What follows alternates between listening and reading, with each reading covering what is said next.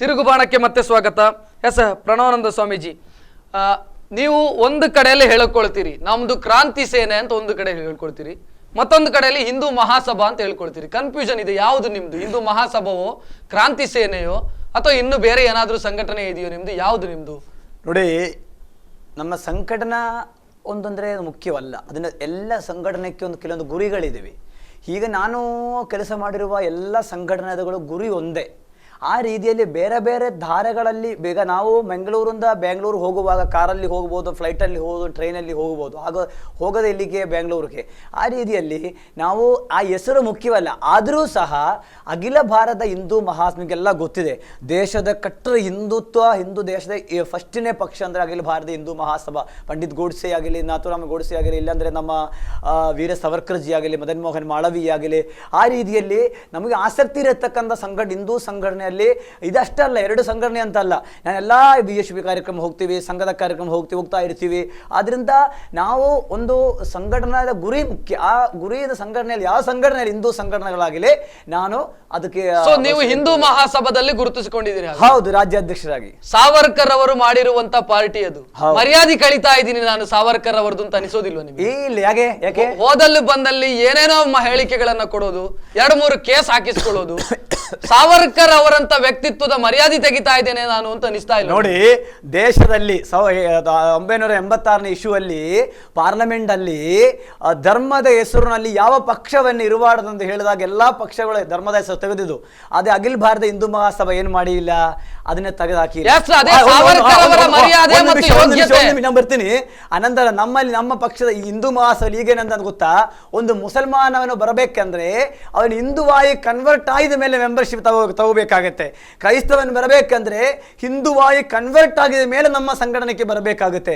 ಅಂತ ಒಂದು ಪಕ್ಷದಲ್ಲಿ ನಾನು ಇರತಕ್ಕಂಥ ನಾನು ಹಿಂದೂ ಮಹಾಸಭಾದ ಬಗ್ಗೆ ಕೇಳ್ತಾ ಇಲ್ಲ. ಪ್ರಣವಾನಂದ ಸ್ವಾಮೀಜಿ ಹೋದಲ್ಲಿ ಬಂದಲ್ಲೆಲ್ಲ ಏನೇನೋ ಅಧ್ವಾನಗಳನ್ನ ಮಾಡ್ತಾ ಸಾವರ್ಕರ್ ಅವರ ಮರ್ಯಾದೆ, ಸಾವರ್ಕರೇ ಕನಸು, ಅದು ನೆನಸು ಮಾಡಿ ನಮ್ಮ ಜವಾಬ್ದಾರಿ. ನೀವು ಹೇಳಿದಾಗ ಕೇಸ್ ಹಾಕೋದು, ನನ್ನ ಮೇಲೆ ರೇಪ್ ಕೇಸ್ ಇಲ್ಲ, ನನ್ನ ಮೇಲೆ ಕಳ್ಳತನ ಕೇಸ್ ಇಲ್ಲ, ನನ್ನ ಮೇಲೆ ಮತ್ತೊಂದು ಕೇಸ್ ಇಲ್ಲ, ನಮ್ಮ ಮೇಲೆ ಇರ್ತಕ್ಕಂಥ ಕೇಸುಗಳೆಲ್ಲ ಹಿಂದುತ್ವ, ಗೋರಕ್ಷಣೆ, ಸ್ತ್ರೀ ರಕ್ಷಣೆ, ರಾಷ್ಟ್ರ ರಕ್ಷಣೆ ಅನ್ನೋ ರೀತಿಯಲ್ಲಿ ನಾನು ಮಾಡುವ ಹೋರಾಟಗಳಾಗಿವೆ. ಸಾವರ್ಕರ್ ಅವರು ಕನಸಲ್ಲಿ ಬಂದು ಹೇಳಿದ್ರ? ಕನಸಲ್ಲಿ ಅಲ್ಲ, ಅವ್ರ ನಮ್ಮ ಮೈ ತುಂಬ ಇದೆ, ಕನಸಲ್ಲಿ ಅಲ್ಲ, ಅವರ ಮೈ ತುಂಬ ಇದೆ ನಮ್ದು. ಸಾವರ್ಕರ್ ಅವರು ನಾಸ್ತಿಕರಾಗಿದ್ರು. ಹೌದು, ಅವರು ಯಾವತ್ತೂ ಇಲ್ಲ. ಅವರದ ಕೆಲವೊಂದು ಸ್ಟೇಟ್ಮೆಂಟ್ಗಳು ಆ ಸಮಯ ಆ ಕಾಲ ತಕ್ಕಂತ ಅವರು ಕೊಟ್ಟಿದ್ದು ವಿನಃ ಯಾವತ್ತೂ ಅವರೇನು ಮಾಡಿಲ್ಲ, ನಮ್ಮ ನಾಸ್ತಿಕರಾಗಿಲ್ಲ. ಅವರು ಭಾರತೀಯ ಧರ್ಮ ಸಂರಕ್ಷಣೆ. ಸಾವರ್ಕರ್ ಅವರನ್ನ ಪ್ರತಿಪಾದನೆ ಮಾಡ್ತೀನಿ ಅಂತ ಹೇಳ್ತೀರಿ. ಕುದ್ರೋಳಿಯಲ್ಲಿ ದಲಿತ ಅರ್ಚಕರನ್ನ ನೇಮಕ ಮಾಡುವಾಗ ವಿರೋಧ ಮಾಡಿದ್ರಿ ನೀವು. ಕರೆಕ್ಟ್. ಸಾವರ್ಕರ್ ಅವರು ಪತಿತ ಪಾವನ ಮಂದಿರ ಅಂತ ಮಾಡಿ ದಲಿತರನ್ನೇ ಅರ್ಚಕರನ್ನಾಗಿ ಮಾಡಿದ್ರು. ನಾವು ದಲಿತರು ಮತ್ತೊಬ್ಬರೊಂದಲ್ಲಿ ಹೇಳಿಲ್ಲ.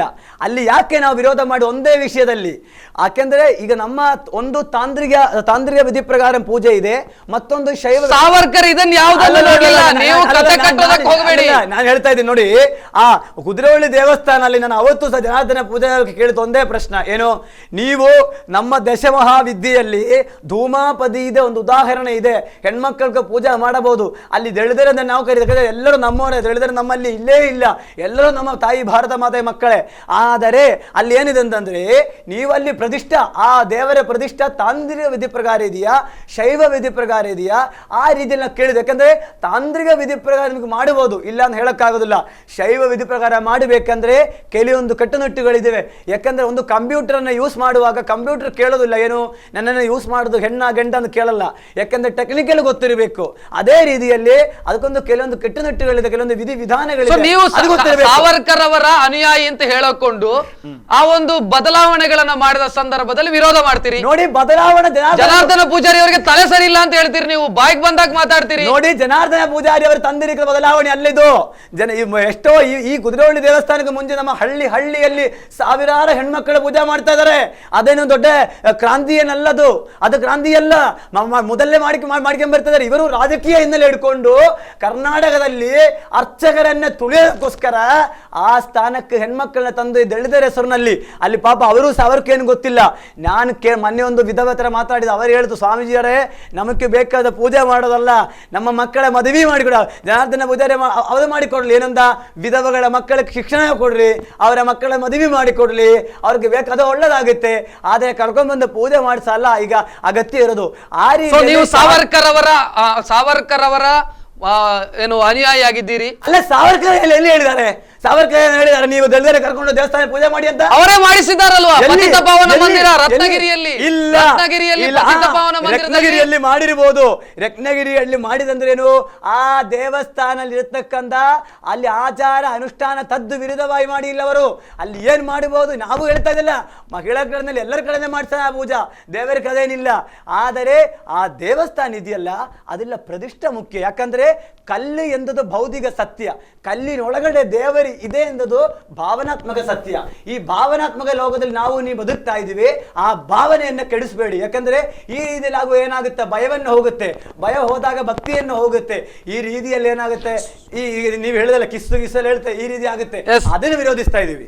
ಎಸ್, ನೀವು ಏಕಾಏಕಿ ಕರ್ನಾಟಕದಲ್ಲಿ ಹುಟ್ಟುಕೊಂಡ್ರಿ, ಎಲ್ಲಿಂದ ಬಂದ್ರಿ, ಯಾರು ನೀವು, ನಿಮ್ಮ ಹಿನ್ನೆಲೆ ಏನು ಅಂತ ಕೇಳ್ಬೇಕು ನಾವು.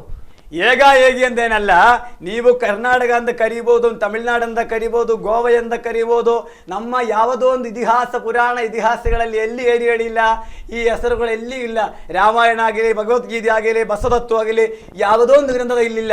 ಆದ್ರಿಂದ ನಾನೊಬ್ಬರ ಸನ್ಯಾಸಿ ಇದ್ದೀನಿ, ಸನ್ಯಾಸಿ ಎಲ್ಲಿ ಹೋಗ್ತಾರೆ ಅದೇ ಅವರ ಭೂಮಿ, ಅವರಿಗೆ ಪೂರ್ವ ಎಲ್ಲ ಬಿಟ್ಟು ಅದೇ ನೀವು ಎಲ್ಲಿ ಬಂದಿದ್ದೀವಿ ನಿಮ್ಮ ಸರ್ಟಿಫಿಕೇಟ್ ಕೇಳಂಗಿಲ್ಲ. ಯಾಕಂದ್ರೆ ಆಮೇಲೆ ಸನ್ಯಾಸಿ ಅಲ್ಲ, ಕಳೆದ ಕೆಲ ವರ್ಷದಿಂದ ಕಾಣಿಸಿಕೊಳ್ತಾ ಇದ್ರೆ, ಅದಕ್ಕಿಂತ ಮೊದಲು ಏನ್ ಮಾಡ್ತಿದ್ರಿ ನೀವು? ನೋಡಿ, ಕೆಲವೊಂದು ವ್ಯಕ್ತಿಗಳನ್ನ ನೀವು ಯಾವಾಗಲೇ ನೋಡಕ್ಕಾಗೋದಿಲ್ಲ, ಕೆಲವೊಂದು ಟೈಮಲ್ಲಿ ಅಷ್ಟೇ ಅವಧೂತ ಪರಂಪರೆ ನಿಮ್ದು, ಅವಧೂತ ಅದು ನಿಮಗೆ ಹೆಂಗ ಅನಿಸ್ತಾ? ಯಾಕಂದ್ರೆ ಸನ್ಯಾಸಿ ಆಗಿದ್ರಿಂದ ಅವರಿಗೆ ನೋಡಿ, ನಿಮಗೆ ಯಾರು ದೀಕ್ಷೆ ಕೊಟ್ಟದ್ದು, ಯಾರು ಸನ್ಯಾಸ ದೀಕ್ಷೆ ಕೊಟ್ಟದ್ದು ಯಾರು?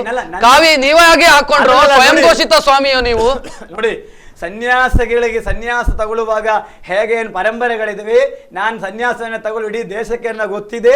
ಅವತ್ತು ನಿಮ್ಮ ಸ್ಪಂದನ ಚಾನಲ್ ಸ್ಟಾರ್ಟ್ ಆಗಿಲ್ಲ, ಆದ್ರಿಂದ ನಿಮಗೆ ಹೆಚ್ಚಿಗೆ ಮಾಹಿತಿಗಳು ಬೇಕಾದಂದ್ರೆ ಇಡೀ ನಿಮ್ಮ ನೆಟ್ಟುಗಳಲ್ಲಿ. ನಾನು ಕೇಳೋದು, ನಮಗೆ ಪ್ರತಿಯೊಬ್ಬ ಸ್ವಾಮೀಜಿಯನ್ನ ಕೇಳಿದ್ರು ಅವರಿಗೊಂದು ಪರಂಪರೆ ಇದೆ, ಮಠ ಇದೆ, ಅವರಿಗೊಬ್ರು ಗುರು ಇದ್ದಾರೆ. ನಿಮ್ದು ಯಾರು? ಪ್ರಣವಾನಂದ ಸ್ವಾಮೀಜಿ ಮಠ ಯಾವುದು, ಗುರು ಯಾವುದು, ದೀಕ್ಷೆ ಕೊಟ್ಟವ್ರು ಯಾರು? ಅದಕ್ಕೆ ನಾನು ಹೇಳ್ತಾ ಇದ್ದೀನಿ, ಪ್ರಣವಾನಂದ ಸ್ವಾಮೀಜಿ ಅವರ ಮಠಗಳು ಮತ್ತು ಗುರುಗಳ ಬಗ್ಗೆ ಸ್ಪಂದನ ತಮ್ಮ ಚಾನೆಲ್ ಸ್ಟಾರ್ಟ್ ಆದ ಮುಂಚೆ ಆಗಿದೆ, ತಮಗೆ ಗೊತ್ತು. ಅದನ್ನ ಹೇಳ್ಬೋದಲ್ಲ ಈಗ ಕರ್ನಾಟಕದಲ್ಲಿ ಹೇಳ್ಬೋದಲ್ವಾ? ನನ್ನ ಗುರುಗಳ ಬಗ್ಗೆ ಹೇಳಿದ್ರೆ ನನಗೆ ತಪ್ಪೇನಿಲ್ಲ, ಯಾಕಂದ್ರೆ ನನಗೆ ಅಭಿಮಾನ ಹೇಳ್ತೀವಿ. ನನಗೆ ಅಂದ್ರೆ 3 ಗುರುಗಳಿದ್ದೀವಿ, 3 ಗುರುಗಳು. ಸನ್ಯಾಸ ದೀಕ್ಷಾ ಗುರುಜಿ ಅಂದ್ರೆ ಪಂಚದಶನಾಮ ಜುನಾ ಅಖಾಡೆಯಲ್ಲಿ ಬ್ರಹ್ಮೇಶಾನಂದಗಿರಿ ಸ್ವಾಮಿಗಳೇ ಜುನಾ ಶಂಕರಾಚಾರ್ಯ ಪರಂಪರೆ ಪ್ರಕಾರ ತ್ರಯಂಬಕೇಶ್ವರಲ್ಲಿ ದೀಕ್ಷೆ ತಗೊಂಡಿರತಕ್ಕಂಥ ಶ್ರೀ ಶ್ರೀ ಶ್ರೀ ಪ್ರಣವಾನಂದಗಿರಿ ಮಹಾಸ್ವಾಮೀಜಿ ಕರೀತಾರೆ. ಅದು ನನ್ನ ಸನ್ಯಾಸ ಗುರುಜಿ. ಅನಂತರ ನಾನು ತಾಂತ್ರಿಕ ವಿಧಿಯಲ್ಲಿ ಮಂತ್ರ ದೀಕ್ಷಾ ಶ್ರೀವಿದ್ಯಾ ದೀಕ್ಷೆಯನ್ನು ತಗೊಂಡಿದ್ದೀವಿ. ತಮಿಳುನಾಡಲ್ಲಿ ಕುಳಿತಲೆಯಲ್ಲಿ ನಮ್ಮ ಲಲಿತಾ ಮಾದಾಜಿಯವರ ತಾಂತ್ರಿಕ ದೀಕ್ಷಾ. ಅನಂತರ ನಮ್ಮ ಕರ್ನಾಟಕೆಯಲ್ಲಿ ಚಿತ್ರದುರ್ಗದ ಮುರುಘರಾಜೇಂದ್ರ ಶರಣರೇ ಅವರ ಒಂದು ಆಶೀರ್ವಾದದಿಂದ ಆಧ್ಯಾತ್ಮಿಕ ಸಾಮಾಜಿಕ ಸೇವಾ ದೀಕ್ಷೆಯನ್ನು ತಗೊಂಡಿದ್ದೀವಿ. ಸೊ ನೀವು ಸ್ವಯಂ ಘೋಷಿತ ಸ್ವಾಮೀಜಿಗಳು, ನಿಮಗೆ ಮಠ ಅಂತ ಇಲ್ಲ? ಅಲ್ಲಲ್ಲ, ಅಲ್ಲಿ ಈಗ 3 ಗುರುಗಳ ಹೆಸರು ಪರಂಪರೆ ಇಲ್ಲ ನಿಮಗೆ. ಅನಂತರ ನಿಮ್ಗೆ ಹೇಳ್ತೀವಿ, ಅದೇ ಸ್ವಾಮೀಜಿಯವರ ನೇತೃತ್ವದಲ್ಲಿ ಹಾವೇರಿ ಜಿಲ್ಲೆಯಲ್ಲಿ ರಾಣಿಬೆನ್ನೂರು ತಾಲೂಕಲ್ಲಿ ಶರಣ ಬಸವೇಶ್ವರ ಮಠಾಧೀಶರು ಅಂತ ಹೇಳಿ ಪೀಠವೂ ಇದೆ, ಮಠವೂ ಇದೆ, ಈಗಲೇ ನಡೆಸ್ಕೊಂಡು ಹೋಗ್ತಾ ಇದೀವಿ. ಆದರೆ ನನ್ನ ಲಕ್ಷ್ಯ ಅಂದ್ರೆ ಏನು? ಮಠದಲ್ಲಿ ಕೂತ್ಕೊಂಡು 24 ಗಂಟೆ ಕೂತ್ಕೊಂಡು ಇದು ಮಾಡೋದಲ್ಲ. ನನ್ನ ಲಕ್ಷ್ಯ ಅಂದ್ರೆ ಏನು? ಈ ಧರ್ಮವನ್ನು ರಕ್ಷಣೆ, ರಾಜಕಾರಣಿಗಳಿಗೆಲ್ಲ ಬೈಯೋದು, 100% ವಿವಾದಾತ್ಮಕ ಸ್ಟೇಟ್ಮೆಂಟ್ ಗಳನ್ನ ಆಗಾಗ ಕೊಡೋದು. ಮೊದಲಿಂದ ರಾಜಗಳ ಕೂಸಾಗ ಒಬ್ಬರೊಬ್ಬರು ರಾಜಗುರುಗಳಿತ್ತು. ಅವರ ಪ್ಯಾಲೇಸ್ಗಳಲ್ಲಿ ಕೊಟ್ಟಾರದಲ್ಲಿ ಒಬ್ಬರೊಬ್ಬರು ರಾಜಗಳಿಗೆ 2-3 ರಾಜಗುರುಗಳು. ನಾನು ಕೇಳೋದು, ಕಾವಿ ಹಾಕಿ ಮಾಡುವಂತ ಕೆಲಸಗಳ ಇದು. ನಾನು ರೆಪ್ ಮಾಡಕ್ ಹೋಗಿದ್ದೀರಾ? ವಿವಾದಾತ್ಮಕವಾಗಿ ಸ್ಟೇಟ್ಮೆಂಟ್ ಕೊಡೋದು, ಅವರ ಕೈ ಕಡೀರಿ, ಕಾಲ್ ಕಡೀರಿ, ಬೆಂಕಿ ಕೊಡಿ ಅಂತ ಹೇಳುವಂಥದ್ದು. ನಾನೇನ್ ಮಾಡ್ತಾ ಇದ್ದೀರಾ? ಈ ದೇಶಕ್ಕೋಸ್ಕರ, ಈ ಸಮಾಜಕ್ಕೋಸ್ಕರ ದುಡಿತಾ ಇದ್ವಿ. ನಾನು ಯಾರನ್ನೇ ಮೋಸ ಮಾಡಕ್ ಹೋಗಿಲ್ಲ, ನನ್ನ ಮೇಲೆ ಯಾವ್ದು ಕೇಸ್ ಇಲ್ಲ. ಕೈ ಕಡೀರಿ, ಬೆಂಕಿ ಕೊಡಿ, ಮನೆಗೆ ಬೆಂಕಿ ಕೊಡಿ ಅಂತ ಹೇಳುವಂಥದ್ದು ಸ್ವಾಮೀಜಿ. ತಪ್ಪು ಮಾಡಿದಾಗ, ಧರ್ಮ ವಿರೋಧವನ್ನ ಮಾಡುವಾಗ ಅದನ್ನ ಎದುರಿಸೋದು ಸ್ವಾಮೀಜಿ ಅಲ್ಲ, ಅದನ್ನ ಬದಲಾವಣೆ ಮಾಡೋದು ಸ್ವಾಮೀಜಿಯ ಕೆಲಸ. ಅದನ್ನ ಬದಲಾವಣೆ ಮಾಡಬೇಕು ನೀವು. ಇದು ಕಲಿಯುಗದಲ್ಲಿ ಏನಾಗಬೇಕಾಗುತ್ತೆ, ನಾವು ಕಾಳಿ ರೂಪವನ್ನು ತಗೋಬೇಕಾಗುತ್ತೆ. ಆ ರೂಪದಲ್ಲಿ ನಾವು ಮೊದಲಿಂದ ನಾವು ಇಷ್ಟು ವರ್ಷ ಏನ್ ಮಾಡ್ತಾ ಬಂದ ನಮ್ಮ ಸನ್ಯಾಸಿಗಳು, ಗುರು ಪರಂಪರೆಗಳು ವಿದ್ಯೆಯನ್ನು ಕೊಡ್ತಾ ಕೊಡ್ತಾ ಬಂದಾಯಿತು. ಆದರೆ ಇತ್ತೀಚೆಗೆ ಪರಿಸ್ಥಿತಿ ಏನಾಗಿದೆ ಅಂದ್ರೆ, ಈ ಧರ್ಮವನ್ನೇ ಹಾಳು ಮಾಡೋದಕ್ಕೆ ಹೊರದೇಶದಿಂದ ಕೆಲವೊಂದು ಕ್ರಿಶ್ಚಿಯನ್ ಮಿಷನರಿಗಳಿಂದ ಫಂಡ್ ದುಡ್ಡನ್ನೇ ಹಣೆಯನ್ನ ಪಡೆದು ಭಾರತೀಯ ಧರ್ಮವನ್ನು ಹಾಳು ಮಾಡ್ತಾ ಇದ್ದಾರೆ. ಅದನ್ನೇ ನಾವು ವಿರೋಧಿಸುವಾಗ, ಜೈಲು ಹೋದಾಗ, ಕೇಸ್ ಹಾಕುವಾಗ ತಮ್ಮಂದ ಚಾನಲ್ಗಳಾಗಲಿ ಮತ್ತು ನಮ್ಮ ವಿರೋಧಿಗಳು ಕೇಳಬಹುದು. ಆದರೆ ಇದು ನಾವು ನಮ್ಮ ಕೆಲಸವನ್ನು ಮಾಡ್ತಾ ಬಿಟ್ಟು ವಿನಃ ಯಾವುದೋ ಒಂದು ಧರ್ಮ ವಿರೋಧಿ ಆಗಲಿ, ನಮ್ಮ ದೀಕ್ಷೆ ಕೊಟ್ಟಿರುವ ಗುರುಗಳ ವಿರುದ್ಧ ಯಾವುದೊಂದು ಮಾಡ್ತಾ ಇಲ್ಲ. ಕಾವಿ ಹಾಕಿ ರೌಡಿಸಂ ಮಾಡ್ತಾ ಇದ್ದಾರೆ. ಅಲ್ಲ, ರೌಡಿಸ್ ಅಂದ್ರೆ ಏನ್ರಿ? ಎಷ್ಟೋ ರಾಜಕೀಯ ವ್ಯಕ್ತಿಗಳು ರೌಡಿಸಂ ಮಾಡುವ ರಾಜಕೀಯ ವ್ಯಕ್ತಿಗಳ ಕರೆಸಿ ನೀವು ಇಲ್ಲಿ ಕುತ್ಕೊಳ್ತಾರೆ, ಅವ್ರಿಗೆ ಮಾಲೆ ಹಾಕ್ತಾರೆ, ಅವ್ರಿಗೆ ಒಳಬುದೆ ಮಾಡ್ತಾರೆ. ಅವರು ಮಾಡುವ ಕೆಲಸ ಏನು? ಎಷ್ಟೋ ಭ್ರಷ್ಟರು ಇವಾಗಲೂ ಅವರ ಚೇರ್ಮನ್ ಇದೆ, MP MLA ಹೇಳ್ಕೊಂಡು ಅವ್ರಿಗೆ ಎಷ್ಟು ಮರ್ಯಾದೆ ಕೊಡ್ತಾರೆ. ನಾನು ಕೇಳೋದು, ನಮ್ಮಲ್ಲಿ ಬಹಳಷ್ಟು ಜನ ಸ್ವಾಮೀಜಿಗಳಿದ್ದಾರೆ, ಅವ್ರು ಯಾರು ಕೂಡ ಕೈ ಕಡಿರಿ ಅಂತ ಹೇಳೋ ಪ್ರತಿಯೊಬ್ಬರು ಪ್ರಣವಾನಂದ ಸ್ವಾಮಿ ಅಂದ್ರೆ ಒಬ್ಬರು ಪ್ರಣವಾನಂದ ಸ್ವಾಮಿ, ಇನ್ನೊಬ್ರು ಪ್ರಣವಾನಂದ ಸ್ವಾಮಿ. ಕೈ ಕಡಿಲಿಕ್ಕಾಗಿಯೇ ನೀವು ಸ್ವಾಮೀಜಿ ನೋಡ್ರಿ, ಯಾರನ್ನೇ ತಪ್ಪು ಕೆಲಸ ಧರ್ಮ ವಿರೋಧ ಅದು ಮತ್ತು ಮಾತಾಡ್ತಾರೆ. ಯಾರು ಗೋವಿನ ಕಡಿತಾರೆ, ಯಾರು ನಮ್ಮ ಲವ್ ಜಿಹಾದಿನ ಹೆಸರಿನಲ್ಲಿ ಹಿಂದೂ ಹುಡುಗಿಗಳನ್ನ ಚೂಡಾಯಿಸ್ತಾರೆ, ನಮ್ಮ ಬಡುಗರ ಹಿಂದೂಗಳನ್ನ ಮತಾಂತರ ಮಾಡಿಸ್ತಾರೆ, ಅದನ್ನ ಬೆದರಿಸೋದು ಮಠಾಧೀಶ್ವರ ಕೆಲಸ. ಅದು ಮಠಾಧೀಶ್ವರ ಏನ್ ಮಾಡಬೇಕಾಗುತ್ತೆ? ಆ ರೀತಿಯಲ್ಲಿ ಧರ್ಮ, ಅದೇ ನೀವು ಹೇಳಿದಾಗ ಕೈ ಕಡಿಯರಿ ಕಾಲು ಕಡಿಯರಿ ಅಂತ ಹೇಳೋದಲ್ಲ. ಕೆಲವೊಂದು ವಿಷಯಗಳು ಬಂದಾಗ ನಾವು ಅದನ್ನ ಏನ್ ಮಾಡಬೇಕಾಗುತ್ತೆ, ಅದೇ ರೀತಿಯಲ್ಲಿ ನಾವು ಹೋಗಿ ಇಲ್ಲಿ ಧರ್ಮ ಹಾಳಾಗುತ್ತೆ. ನೀವು ಮಾಡ್ತಾ ಇರುವಂತ ಕೆಲಸಗಳು ಸಮಾಜದಲ್ಲಿ ಅಪಹಾಸ್ಯಕ್ಕೆ ಈಡಾಗ್ತಾ ಇದೆ ಅಂತ ಅನಿಸ್ತಾ ಇಲ್ವಾ? ನೋಡಿ, ಒಂದು ಹಾಸ್ಯದ ವಸ್ತು ಆಗಿ ಹೋಗ್ತಾ ಇದ್ದೀರಿ. ಸ್ವಾಮೀಜಿಯಾಗಿ ನನ್ನನ್ನ ಒಂದು ರೀತಿಯಲ್ಲಿ ಹಾಸ್ಯಗಾರನ ರೀತಿಯಲ್ಲಿ ಟ್ರೀಟ್ ಮಾಡ್ತಾ ಇದ್ದಾರೆ ಅಂತ ಅನಿಸ್ತಾ ಇಲ್ವಾ ನಿಮಗೆ? ನನಗೆ ಯಾಕಂದ್ರೆ ನೋಡಿ, ನೀವು ಹೇಳಿದಾಗ ಎಲ್ಲಾ ಬಿಟ್ಟು ಬಿಡುವ ಸನ್ಯಾಸಿ ಹೇಳ್ತಾರೆ. ನನ್ನಲ್ಲಿ ನೋಡಿ, ನನಗೆ 100 ಜನ ನಮಸ್ಕಾರ ಮಾಡಬೇಕು, 1000 ಜನ ನಮಸ್ಕಾರ ಮಾಡಬೇಕು ಅಂದಿರತಕ್ಕ ಸ್ವಾಮೀಜಿ ಅಲ್ಲ ನಾನು. ನಮಸ್ಕಾರಕ್ಕೋ ತಿರಸ್ಕಾರಕ್ಕೋ ಮತ್ತೊಂದು ನಾನು ಆಸೆ ಇಟ್ಕೊಂಡು ಮಾಡ್ತಾ ಇಲ್ಲ. ನನ್ನನ್ನು ನೀವು ಅದೇ ಒಂದು ಹೆಣ್ಣಿನ ತಾಯಿಯಾಗಿ ನೋಡ್ಬೋದು, ತಂಗಿಯಾಗಿ ನೋಡ್ಬೋದು, ಅಕ್ಕಿಯಾಗಿ ನೋಡ್ಬೋದು, ಕಾಮುಗೆ ನೋಡ್ಬೋದು, ವೇಶ್ಯಾಗಿ ನೋಡ್ಬೋದು. ಅದೇ ರೀತಿಯಲ್ಲಿ ಒಬ್ಬರೊಬ್ಬರನ್ನ ಮುಂದೆ ಹೋಗಿ ನಮಸ್ಕಾರ ಮಾಡ್ತಾರೆ, ಹಿಂದೆ ಹೋಗಿ ಅವರ ದೂರವರಿದ್ದಾರೆ. ಆದ್ರೆ ನನಗೇನು ಬೇಡ, ನನಗೆ ಬೇಕಾಯ್ದೇನು ಧರ್ಮಕ್ಕೋಸ್ಕರ ನಾನೊಬ್ಬರು ಕಾಮಿಡಿ ಏನಾಗ್ತೀನಿ, ನನಗೆ ಸಂತೋಷ. ಧರ್ಮಕ್ಕೋಸ್ಕರ ನಾನು ಬರ್ತಾ ಇದ್ದೀನಿ. ನಾನು ಧರ್ಮಕ್ಕೋಸ್ಕರ ನಾನು ಕಾಮಿಡಿ ಏನಾಗ್ತೀವಿ ಅಂದ್ರೆ ಸಂತೋಷ. ಧರ್ಮಕ್ಕೋಸ್ಕರ ನಾನು ರೌಡಿ ಆಗ್ತೇನೆ ಸಂತೋಷ. ಧರ್ಮಕ್ಕೋಸ್ಕರ ನೀವು ಗುಂಡ ನೀವು ಮಾಡೋ ಕೆಲಸಕ್ಕೆಲ್ಲ ಧರ್ಮದ ಲೇಬಲ್ ಅನ್ನು ಹಚ್ಚುವಂತದ್ದು. ಅದೇ ನಾನು ಕೇಳಿದದು. ನಾನು ಮಾಡುವ ಕೇಸುಗಳು ಅನ್ಮೇಲೆ ಇರ್ತಕ್ಕಂಥ ಕೇಸುಗಳೆಲ್ಲ ಇರತಕ್ಕಂಥ ನೀವು ನೋಡಿ, ಧರ್ಮಕ್ಕಾಗಿ ಏನು ಮಾಡಿದ್ರಿ ನೀವು? ಹಿಂದೂ ಧರ್ಮಕ್ಕಾಗಿ ಏನು ಮಾಡಿದ್ರು? ನನ್ನ ಜೀವನ ಸಮರ್ಪಣೆ ಮಾಡಿದ್ವಿ. ಏನು ಮಾಡಿದ್ರಿ? ಜೀವನ ಸಮರ್ಪಣೆ ಮಾಡಿ ಏನು ಮಾಡಿದಿರಿ? ಮಾಡಿದ್ರಲ್ಲ. ಎಷ್ಟು ಬಡ ಮಕ್ಕಳಿಗೆ ಮದುವೆ ಮಾಡಿದಿರಿ? ಎಷ್ಟು ಜನ ಬಡವರನ್ನ ಪ್ರತಿಯೊಂದು 6 ತಿಂಗಳಕ್ಕೊಮ್ಮೆ, 1 ವರ್ಷಕ್ಕೊಮ್ಮೆ ನನ್ನ ಮಠದಲ್ಲಿ 100 ಹೆಣ್ಮಕ್ಕಳಿಗೆ, ಬಡುಗರ ಹೆಣ್ಮಕ್ಕಳಿಗೆ, 50 ಹೆಣ್ಮಕ್ಕಳಿಗೆ ನಾವು ಮದುವೆ ಮಾಡಿಸ್ತಾ ಇದ್ರೆ ಎಷ್ಟು ಮಕ್ಕಳನ್ನ ದತ್ತು ತೆಗೆದುಕೊಂಡು ಸಾಕ್ತಾ ಇದ್ದೀರಿ ನೋಡಿ. ಧರ್ಮಕ್ಕಾಗಿ ಏನು ಧರ್ಮಕ್ಕಾಗಿ ನೋಡಿ, ಆ ಧರ್ಮಕ್ಕಾಗಿ ದತ್ತು ಮಕ್ಕಳೇ ತಗೊಳ್ಳೋದು, ಸಾಮೂಹಿಕ ಲಗ್ನ ಮಾಡೋದು, ಪ್ರವಚನ ಮಾಡೋದು ಅಷ್ಟಲ್ಲ.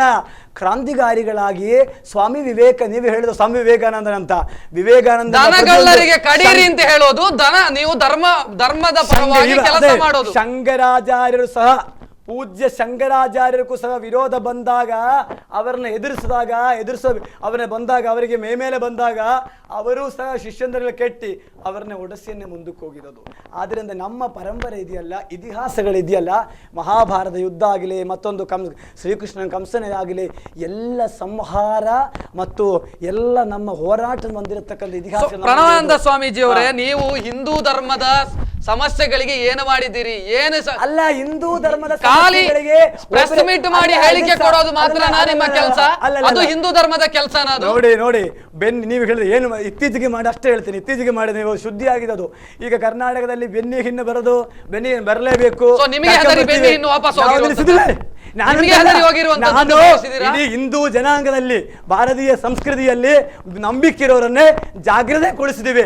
ನನ್ನ ಶಕ್ತಿ ನನ್ನ ಸೌಂದರ್ಯ ಅಲ್ಲ, ನಮ್ಮ ಹಿಂದೂ ಜನಗಳನ್ನೇ So, ನೀವು ಸೀಮೆ ಎಣ್ಣೆ ಕುಡಿದ್ರಿ, ನೀವು ವಿಷ ಕುಡಿದ್ರಿ ಅಂತ ಬೆನ್ನಿ ಇನ್ನು ವಾಪಸ್ ಹೋದ. ಅಯ್ಯೋ ಪ್ರಣವಾನಂದ ಅವರು ಸೀಮೆ ಎಣ್ಣೆ ಕುಡಿದ್ರು ಅಂತ ವಾಪಸ್ ಹೋದದ್ದು. ಹಿಂದೂ ಸಂಘಟನೆಗಳೇ ಎದುರಿಕೆನೆ ಮಾಡಿದ್ದು. ನಮ್ಮ ಮಂಗಳೂರಿನಲ್ಲಿ ಪೊಲೀಸರು ಸಹ ಹೇಳ್ತಾ ಆಫೀಸ್ ನೋಡಿ ಸ್ವಾಮೀಜಿಯವರೇ ಮತ್ತೊಬ್ಬರೇ, ಇಲ್ಲಿ ಏನು ಒಂದು ಲವ್ ಜಿಹಾದ್ ಆಗಿದೆ, ಒಂದು ಗೋವಿನ ಕಳತ, ಇಲ್ಲಿ ಮಂಗಳೂರು ದೊಡ್ಡ ಗಲಾಟೆ ಆಗ್ತದೆ. ಯಾಕಂದ್ರೆ ನಾವು ಇದರಲ್ಲಿ ಜಾಗ್ರತೆ ಅಲರ್ಟ್ ಆಗಿರ್ತೀವಿ. ನಾವು ಎಲ್ಲಿ ಎಲ್ಲಿ ಹಿಂದೂ ಧರ್ಮದ ಗ್ಲಾನಿ ಬರ್ತಾರೆ, ಎಲ್ಲಿ ಎಲ್ಲಿ ನಮಗೆ ಶೋಷಣೆ ಆಗ್ತಾ ಇದ್ದಾರೆ, ಅಲ್ಲಿ ಎದ್ದು ನಿಂದು ಅದನ್ನ ತಡೀತೀವಿ. ಎಸ್ ಪ್ರಣವಾನಂದ ಅವರ ನಿಮ್ಮಲ್ಲಿ ಇನ್ನಷ್ಟು ಮಾತಾಡ್ತೀನಿ. ಅದಕ್ಕಿಂತ ಮೊದಲು ಒಂದು ಬ್ರೇಕ್ ಅನ್ನು ತೆಗೆದುಕೊಳ್ಳಬೇಕು. ತಿರುಗುಬಾಣ ಕಾರ್ಯಕ್ರಮದಲ್ಲಿ ಪ್ರಣವಾನಂದ ಸ್ವಾಮೀಜಿ ಅವರು ಮಾತನಾಡ್ತಾ ಇದ್ದಾರೆ. ಇನ್ನಷ್ಟು ಮಾತಾಡ್ತೀನಿ ಅವರಲ್ಲಿ. ಅದಕ್ಕಿಂತ ಮೊದಲು ಒಂದು ಬ್ರೇಕ್ ನಂತರ ಕಾರ್ಯಕ್ರಮ ಮತ್ತೆ ಮುಂದುವರಿಯುತ್ತದೆ.